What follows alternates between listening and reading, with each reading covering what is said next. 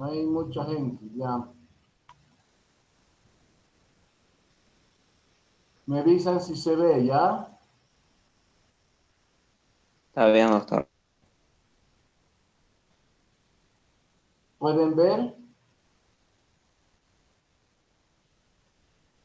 Ok. Entonces, hoy y mañana vamos a hablar de los trastornos del sodio. Creo que esta clase es muy importante porque es algo muy dramático, un sodio bajo, es algo que puede matar a un paciente y es algo que todos debemos saber. Y todos se asustan además cuando ven un trastorno del sodio. Entonces, el sodio es un electrolito cuyas alteraciones pueden ser si se eleva el sodio o si se baja el sodio, es decir, hipernatremia o hiponatremia. Esto es lo primero. El conjunto también se llama alteraciones del sodio o disnatremias. Eso es semántica. La hiponatremia se puede dar. Esto quiero que me vayan escuchando y relacionen con toda la clase que hemos dado el día de ayer. Si aumenta la cantidad de agua, el sodio se diluye. Si disminuye la cantidad de sodio, el sodio no se diluye, pero disminuye. En ambas situaciones puede haber hiponatremia. Por lo tanto, muchas veces se habla que la hiponatremia es un trastorno del agua, no del sodio. También pueden producir ambas cosas simultáneamente. La hiponatremia puede ser aguda o puede ser crónica. Si la hiponatremia es aguda, puede matar, y eso es muy grave. Si la hiponatremia es crónica, se puede controlar, el paciente puede adaptarse, pero nunca va a estar bien. Un sodio plasmático normal es de 135 a 140 mil equivalentes. Cuando el sodio baja por menos de 135, se denomina hiponatremia. Esto debe pensarse, analizarse, corregirse, ya que puede ser fatal. Esta clasificación de hiponatremia considero que es una de las más importantes y quiero que me presten atención, chicos, porque van a ver que van a tener este tipo de pacientes y realmente los que están en esta clase van a aprovechar mucho. Cuando la tonicidad del plasma, acuérdense que ayer hemos hablado de tonicidad, que son los osmoles osmóticamente efectivos, ¿no es cierto? Es isotónica, es decir, no cambia, es un tipo de hiponatremia, puede ser hipotónica o también llamada hipotónica o hiponatremia verdadera, porque es la que baja el sodio, o puede ser hipertónica, más bien con la osmolaridad alta.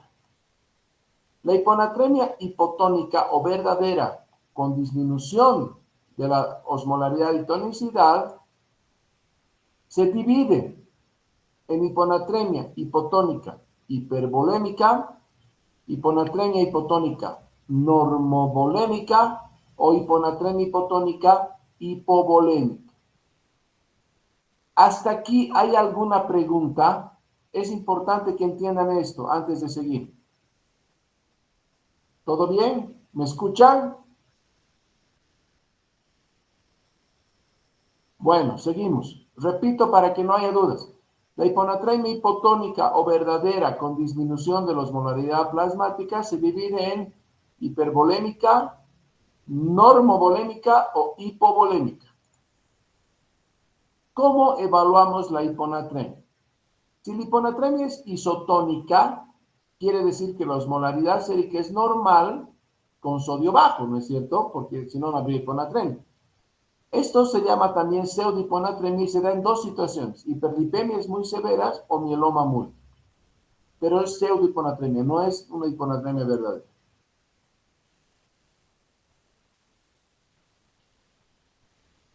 Cuando hay una pseudohiponatremia, es decir, una hiponatremia isotónica, puede ser por ascenso de los triglicéridos. Y fíjense esta norma. Por cada ascenso de 1 gramo en los triglicéridos, el sodio supone un descenso de 1.7 miliequivalentes litros. Es mucho 1 gramo de triglicéridos, pero puede pasar. Por cada ascenso de 1 gramo de decilitro en proteínas, el sodio disminuye en 1 miliequivalente por litro. Cuando la hiponatremia es hipertónica, es decir, con osmolaridad elevada, puede ser porque hay glucosa, que es el principal determinante osmótico, o terapias con manitol, que el manitol es un líquido con osmolaridad alta, un líquido con un azúcar elevado. Y fíjense esto también, si hay hiponatremia hipertónica y ustedes detectan hiperglucemia, por cada 100 miligramos de aumento de la glucosa, el sodio o la concentración de sodio disminuye en 1.6 miliequivalentes. Entonces vamos a poner para términos fáciles que la glucemia es de 100. Si el paciente tiene 400 miligramos de glucosa, entonces tendría que bajar 1.6 por 300, porque arriba de 100 son 3 veces, ¿no ve? 100, 200, 300, son 300 de más. Entonces serían 3.6 por 3, 18, 4.8. Y el equivalente es bajaría el sodio. Solamente se va a corregir el sodio si corregimos la glucosa. Por eso también no es una hiponatremia verdadera, ¿ya? Las hiponatremias verdaderas son las hipotónicas, hipovolémicas. Esto no se olvide nunca. Vamos a hablar de las hiponatremias hipovolémicas y dejamos a un lado las pseudohiponatremias, que son las isotónicas y las hipertónicas, y ahora vamos a hablar de las hipotónicas, que son las hiponatremias verdaderas. Entonces, la hiponatremia hipotónica hipovolémica, ¿cuándo puede darse? Cuando el organismo pierde sodio. ¿Cuándo pierde sodio? Cuando hay pérdidas gastrointestinales, vómitos, diarreas, hemorragias, drenajes, otros. Cuando hay pérdidas renales, sobre todo uso de diuréticos. El otro día tenía un paciente y el sodio era 128 y le habían empezado a dar furosemida, ¿ya? Entonces, ahí viene el problema. También puede ser por un hipoaldosteronismo, nefropatías pierde sal, que son las nefropatías raras donde hay alteraciones tubulares que pierden el sodio. Pérdidas cutáneas en maratonistas o en quemaduras extensas. Todo esto puede provocar disminución del sodio. También, obviamente, cuando hablamos de diuréticos, pueden ser diuréticos de asa lo más frecuentes o diuréticos tiacídicos. También podría haber hiponatremia hipotónica hipovolémica si el paciente no toma líquidos ni come sal, ¿no es cierto? Bueno, la hiponatremia hipotónica o verdadera, pero hipervolémica, se da en las siguientes situaciones.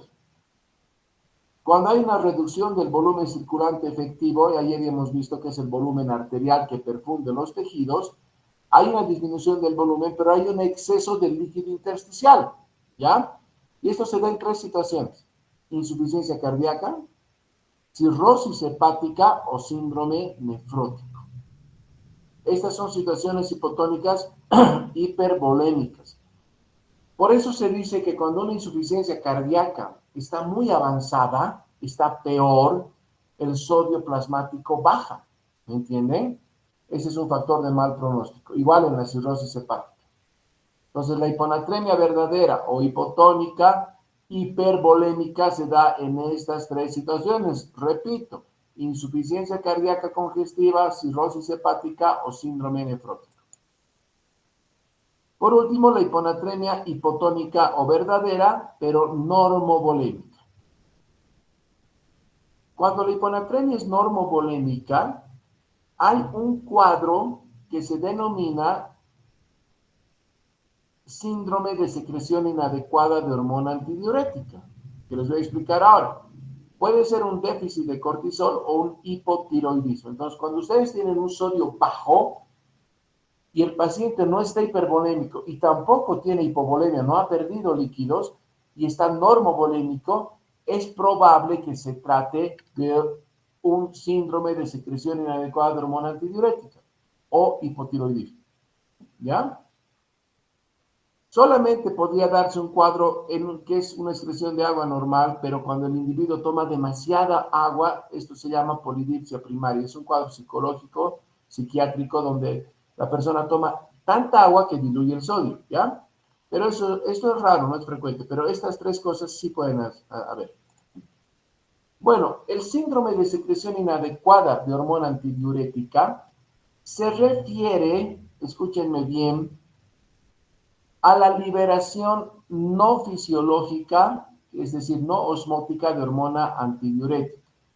Acuérdense ayer que hemos dicho, a ver si alguien me puede repetir, que hemos dicho que pasa cuando la osmolaridad plasmática sube.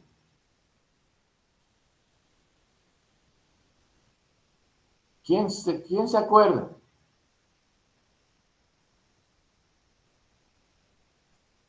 ¿Se libera qué?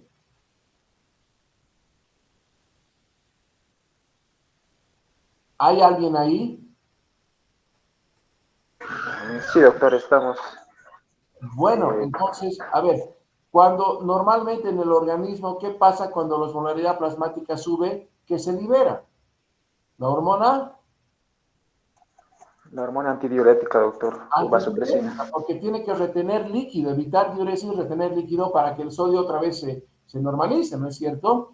Pero hay situaciones en las cuales se libera hormona antidiurética cuando no sube la osmolaridad plasmática. Esta es una secreción inadecuada de hormona antidiurética. No sé si me han entendido. Esta parte es importante. Entonces, ¿qué pasa en estos cuadros? Se retiene agua porque hay hormona antidiurética circulante y en el riñón lo que hace es abrir las acuoporinas, retener líquido, retener agua. Como se retiene agua y hay un corazón normal, se libera el péptido atrial natriurético que elimina sodio y por lo tanto no hay edemas. ¿Ya? Por eso cuando hay normovolémica no hay edemas. La pérdida de sodio es mayor a la pérdida de agua, por eso hay hiponatremia, y en estos casos debe medirse un sodio urinario, porque el sodio urinario sería mayor a 40 mil equivalentes litros. Esto es importante que me entiendan, espero que hayan entendido. Si no, al final pregunten, por favor, no me voy a molestar. ¿Qué causas pueden ser las que ocasionen un síndrome de secreción inadecuada de hormona antidiurética? Fíjense que son muchas. Patologías neuropsiquiátricas como accidentes cerebrovasculares, infecciones, psicosis. Utilización de fármacos. Justamente tengo una paciente hospitalizada ahora que ha hecho hiponatremia de 118 y hace 3 semanas le habían dado fluoxetina. Fíjense, y el sodio le ha bajado drásticamente. Entonces, carbamazepina, vincristina, aloperidola, mitriptilina, fluoxetina, entre otros, pueden ocasionar hiponatremia. También algunas enfermedades pulmonares como las neumonías, tuberculosis, insuficiencia respiratoria, otros. Pacientes posoperados o pacientes que tengan náuseas a repetición. Esto es cuando se produce una liberación, un aumento en la producción de ADH.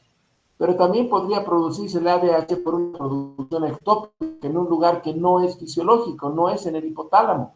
Y esto se puede producir en algunos pacientes con cáncer, cáncer de pulmón, cáncer de duodeno, páncreas, entre otros. ¿Ya?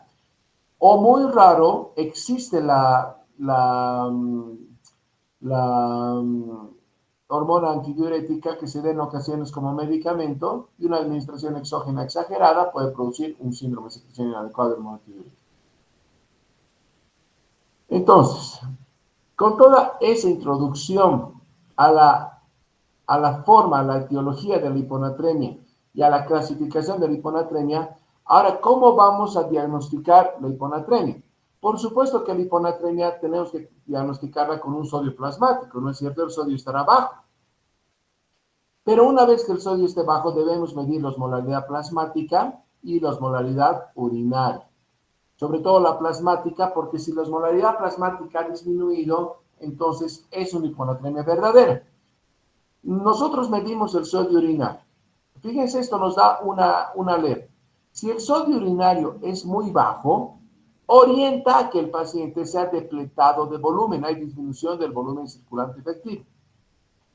Si el sodio urinario es muy alto, orienta a que puede haber un síndrome de secreción inadecuada de hormona antidiurética, uso de diuréticos o insuficiencia suprarrenal. ¿Ya? Bueno, ¿qué clínica tiene un paciente con hiponatremia? Esto es importante porque si al principio de la clase hemos dicho que la hiponatremia puede matar, ¿por qué mata? ¿Qué síntomas tiene el paciente? Y esto va a depender de la magnitud y de la velocidad de instauración de la hiponatremia.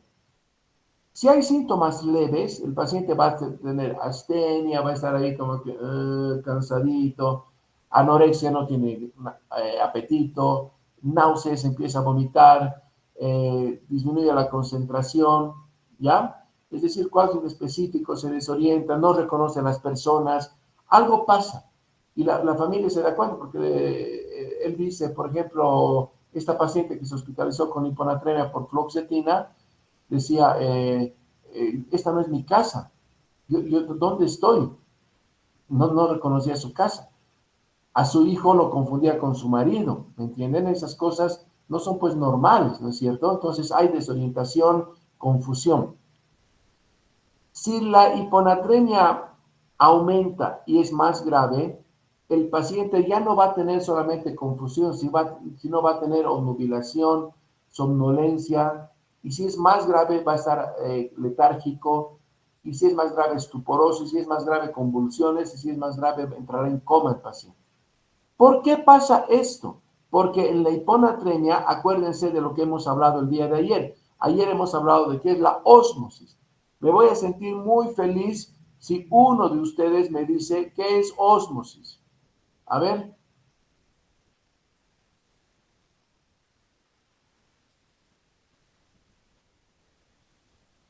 Es el paso de agua de menor a mayor concentración, doctor, a través de una membrana semipermeable. Excelente. Bien. Entonces, si hay hiponatremia, ¿de dónde a dónde va a pasar el agua? De los vasos a las neuronas, ¿verdad? Porque es de menor a mayor concentración. Entonces se va a provocar un edema cerebral. Y esto es, fíjense lo que pasa acá. Este es el vaso sanguíneo. Este es el sodio disminuido, hiponatremia. Por ósmosis, el agua pasa de menor concentración a mayor concentración y la neurona va a tener este problema, a grande. ¿Me entienden? Esto se llama edema cerebral. Y esta es una tomografía, aquí les pongo una tomografía de un paciente. Es muy importante hacer la tomografía cuando hay hiponatremia, porque si hay edema cerebral, el tratamiento debe ser agresivo. Entonces, fíjense esta tomografía que se puede considerar normal, ventrículos laterales de buen tamaño, fisuras cerebrales conservadas, ese es el tercer ventrículo, etcétera. Bien. Pero acá, a este lado, con edema cerebral, no hay los ventrículos, no hay el tercer ventrículo. Este paciente va a ser un síndrome de secreción de hipertensión endocraniana. El síndrome de hipertensión endocraniana se caracteriza por hipertensión arterial, bradicardia y compromiso neurológico. Por lo tanto, para evitar un edema cerebral, lo que nosotros tenemos que hacer es tratar la hiponatremia. Y hay dos consignas para tratar la hiponatremia. Primero, aumentar la concentración plasmática de sodio. Y segundo, tratar la causa subyacente. O sea, ¿qué ha provocado que el sodio baje? ¿Ya? En general, si administras sodio, se puede depletar de volumen y se debe restringir agua a pacientes normovolémicos y edematosos. ¿Ya? A ver, si la hiponatremia es hipervolémica, tú tienes que restringir líquidos y darle un poco de diurético, porque es una cuestión de concentración. Pero si la hiponatremia es hipovolémica, lo primero que tienes que hacer es reponer líquido, ¿no es cierto? Y reponer sodio, ¿ya? Si el paciente tiene una clínica neurológica importante y tiene un sodio bajo, el tratamiento debe ser agresivo, por favor, y si no se muere el paciente. Entonces, para esto hay algunas formulitas que es importante que les diga. Primero, el agua corporal total, ayer hemos dicho que puede ser el 60% en varones, 50% en mujeres. Esto va a depender mucho de la edad del paciente, siempre en viejitos es menor y siempre en pacientes obesos es menor porque más agua tiene el músculo que la grasa. Pero se puede calcular el déficit de sodio con esta fórmula. Agua corporal total, que es 0.6 por peso, es decir, 60% del peso, por el sodio deseado menos el sodio del paciente. Entonces, para no agarrar una calculadora, ahora aquí les traigo un ejemplo. Tu paciente varón pesa 65 kilos y entra con hiponatremia severa por 114 mil equivalentes litros. Le calculamos el déficit de sodio, 0.6 por 65, que es el agua corporal total, 0.6 por peso, es decir, el 60% del peso corporal, porque es varón, y lo vamos a multiplicar entre la diferencia. 125 es lo que queremos llegar para el día siguiente y 114 es lo que tiene el paciente. Entonces, esto sale 39 por 11, por lo tanto, el déficit de sodio son 429 mil equivalentes, ¿ya? Nosotros tenemos en Bolivia ampollas de cloruro de sodio que tienen 35 mil equivalentes cada ampolla. Por lo tanto, 10 ampollas serían 350. Aquí más o menos son 12 ampollas de sodio que se le podría dar para reponer ese déficit. ¿Me entienden? Bueno, este es un cálculo del déficit, pero me he equivocado. Pero hay otra fórmula. Esta también se llama, esta es la famosa fórmula de Adrogué. Aquí les voy a anotar ya para que no me digan después, no vi su fórmula y demás. Les voy a poner aquí.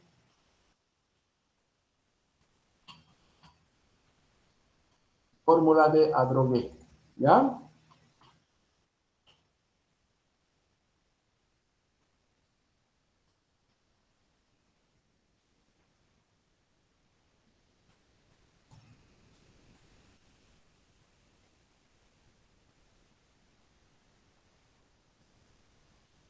Bueno, esta fórmula es bien importante porque nos habla.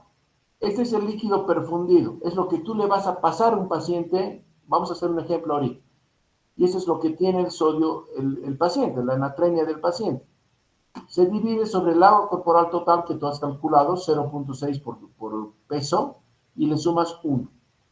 Con esta fórmula vamos a saber nosotros cuánto va a aumentar el sodio en 24 horas con un determinado litro de una solución. Lo cierto es que nunca debemos reponer más de 10 miliequivalentes de sodio por día porque puede provocar lesiones neurológicas a futuro, ¿ya? Entonces la reposición debe ser lenta. Yo preferiría decirles, suban el sodio de 5 en 5 miliequivalentes cada día. Bueno, entonces fíjense, si yo tengo un suero fisiológico, que ayer les he dado la concentración de sodio, tiene 154 miliequivalentes, le resto los 114 del paciente y lo divido entre el agua corporal total, entonces vamos a tener que más o menos ese sodio va a subir en 4 puntos, ¿ya? Con esto pueden estar un poco más tranquilos y pueden saber cuánto va a subir la natremia en 24 horas.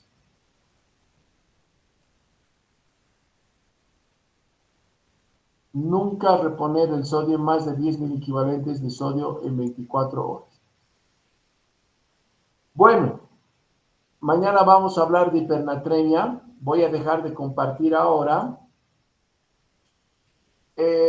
Como les he dicho ayer, estoy prefiriendo este año hacer unas clases que sean cortas. No quiero cansarlos, pero quiero decirles lo mínimo necesario. Quiero que realmente aprendan. De verdad que los que han entrado a esta clase no se van a arrepentir.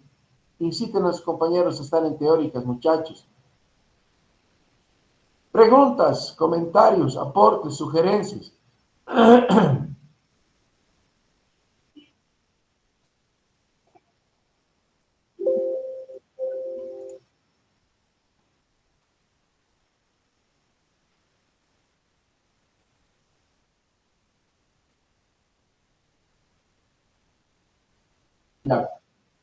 Ya es muy buena la pregunta. ¿Por qué nosotros recomendamos no medir, no corregir más de 10 mil equivalentes de sodio en 24 horas? Porque hay unos cuadros que se dan, que se llaman mielinolisis pontina, ¿ya?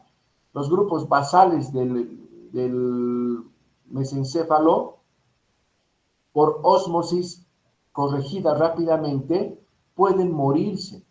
Y estos a la larga pueden producir cuadriplegias, monoplegias, etc. ¿Ya? Eso no se ve inmediatamente, el paciente va a mejorar inmediatamente, pero eso puede pasar por un cambio brusco de la osmolaridad. Entonces, la recomendación en todos los libros está que la natremia siempre se corrija lentamente para que no haya sufrimiento de células neuronales.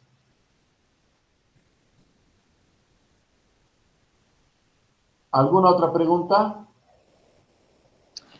Doctor, en lo que es la fórmula de Adrogué, ¿de dónde se saca lo que es el agua corporal total para hacer lo que es la fórmula? Pero el agua corporal total, ayer hemos dicho, pues, el agua corporal total es el 60% del peso de un paciente.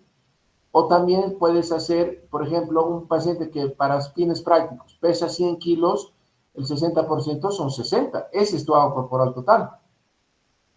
O también puedes multiplicar 100 por 0.6, te va a dar el agua corporal total. ¿Ya?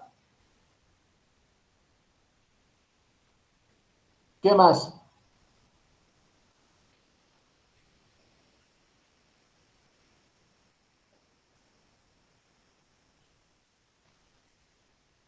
¿Nada más?